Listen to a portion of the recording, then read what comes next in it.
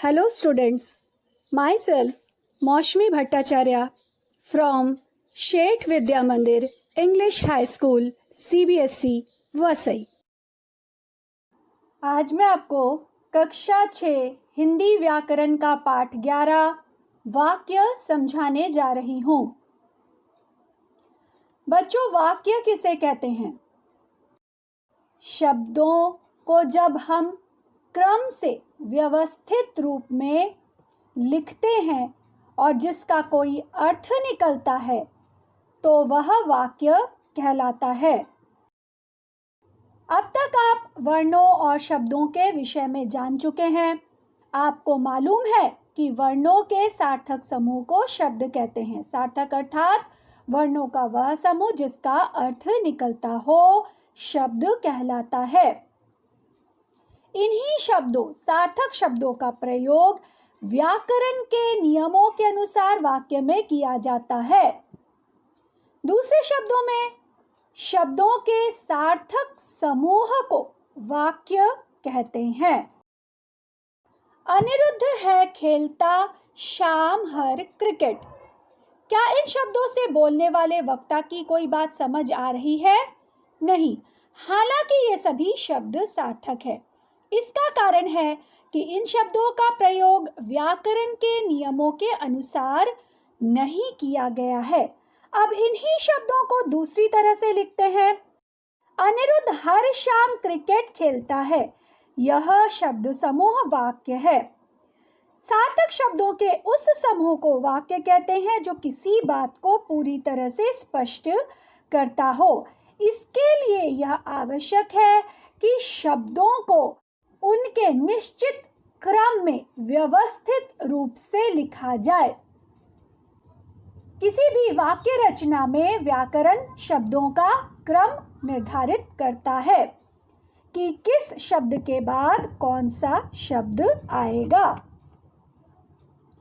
इस प्रकार से हम कह सकते हैं कि शब्दों के सार्थक एवं क्रमानुसार व्यवस्थित समूह को वाक्य कहते हैं। अब हम वाक्य के अंग पर विचार करते हैं। वाक्य के अंग, भाग अथवा खंड, इन्हें हम उदाहरणों द्वारा समझ सकते हैं। कृति चित्र बनाती है। यहाँ पर कार्य करने वाला अर्थात कर्ता है कृति, क्रिया है बनाती है। उमेश जाता है। यहाँ पर कार्य करने वाला अर्थात कर्ता है उमेश, क्रिया है जाता है। उपासना पढ़ती है। यहाँ पर कार्य करने वाला अर्थात कर्ता है उपासना, क्रिया है पढ़ती है। सुरेश देखता है। यहाँ पर कार्य करने वाला अर्थात करता है सुरेश, क्रिया है देखता है। ऊपर लिखे वाक्यों को पढ़ा और पाया कि इन सभी वाक्यों में कर्ता तथा क्रिया उपस्थित है। वास्तव में कोई भी वाक्य कर्ता तथा क्रिया के बिना अधूरा होता है। ये दोनों वाक्य के आवश्यक अंग हैं। इस आधार पर हम कह सकते हैं कि वाक्य के दो अंग हैं, उद्देश्य और विधेय। उद्देश्य में कर्ता, कर्ता का विशेषण और कारक चिन्ह आता है। बाकी सारी चीजें विधेय के अंतर्गत आती हैं। हालांकि वाक्य में कर्ता और क्रिया के अतिरिक्त कर्म, विशेषण आदि का भी प्रयोग होता है, परंतु इनके बिना भी वाक्य पूर्ण होता है। जैसे श्रेष्ठ बल्लेबाज सचिन ने न्यूजीलैंड के विरुद्ध तेजी से शतक बनाया। कभी कभी कर्ता तथा क्रिया के बिना भी वाक्यों की रचना की जा सकती है। जैसे सुरेश, मोहन, तुम्हारा मसूरी जाने का सारा प्रबंध हो चुका? मोहन जी।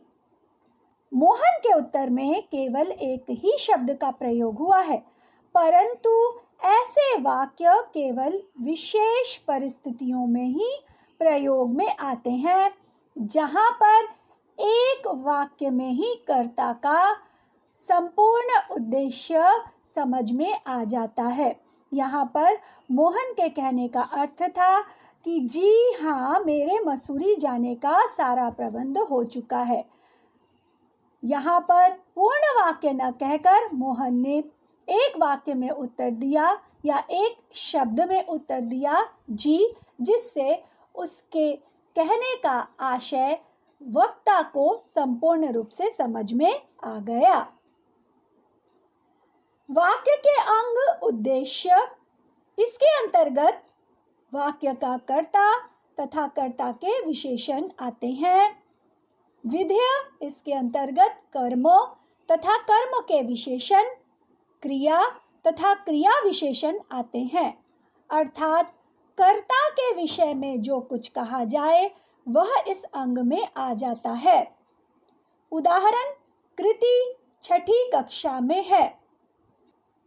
कृति अपनी कक्षा में सबसे मेधावी छात्रा है। कृति ने अपने शिष्टाचार से सबका मन जीत लिया। प्रतिभाशालिनी कृति ने श्रेष्ठ कविता की रचना की। छोटी सी लड़की कृति की प्रतिभा ने सभी को आश्चर्य में डाल दिया। यहाँ पर हम देखेंगे कि वाक्य का कौन सा हिस्सा उद्देश्य में और कौन सा विधेय में आ रहा है। पहला उदाहरण, उद्देश्य के अंतर्गत कर्ता तथा कर्ता के विशेषण आएंगे, इसे हम पहले ही कह चुके हैं।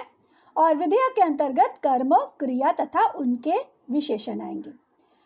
पहले उदाहरण पर दृष्टि डालते हैं। कृति 6ठी कक्षा में है। यहाँ पर उद्देश्य है कृति और विधेय है 6ठी कक्षा में है। दूसरा उदाहरण है, कृति अपनी कक्षा में सबसे मेधावी छात्रा है। इसमें उद्देश्य फिर से कृति ही है और विधेय है अपनी कक्षा में सबसे मेधावी छात्रा है। तीसरा उदाहरण है, कृति ने अपने शिष्टाचार से सबका मन जीत लिया। यहाँ पर उद्देश्य है कृति ने अर्थात कर्ता और कारक चिन्ह। विधेय है अपने शिष्टाचार से सबका मन जीत लिया। अगला उदाहरण है, प्रतिभाशालिनी कृति ने श्रेष्ठ कविता की रचना की। यहाँ पर उद्देश्य है प्रतिभाशालिनी कृति ने, यानी कर्ता, कर्ता का विशेषण और कारक चिन्ह, ये तीनों उद्देश्य के अंतर्गत आ गए और बाकी सारी चीजें विधेय के अंतर्गत आई। श्रेष्ठ कविता की रचना की। अगला उदाहरण है, छोटी सी लड़की कृति की प्रतिभा ने सभी को आश्चर्य में डाल दिया। यहाँ पर उद्देश्य है छोटी सी लड़की कृति की, यानी फिर से कर्ता, कर्ता का विशेषण और कारक चिन्ह उद्देश्य के अंतर्गत आ रहे हैं और प्रतिभा ने सभी को आश्चर्य में डाल दिया अर्थात कर्म, क्रिया तथा उनके विशेषण विधेय के अंतर्गत आ रहे हैं। अब हम पाठ के मुख्य बिंदु पर एक बार दृष्टि डालते हैं। शब्दों के सार्थक समूह को वाक्य कहते हैं। वाक्य के दो अंग होते हैं, उद्देश्य और विधेय। उद्देश्य के अंतर्गत वाक्य का कर्ता तथा कर्ता के विशेषण आते हैं।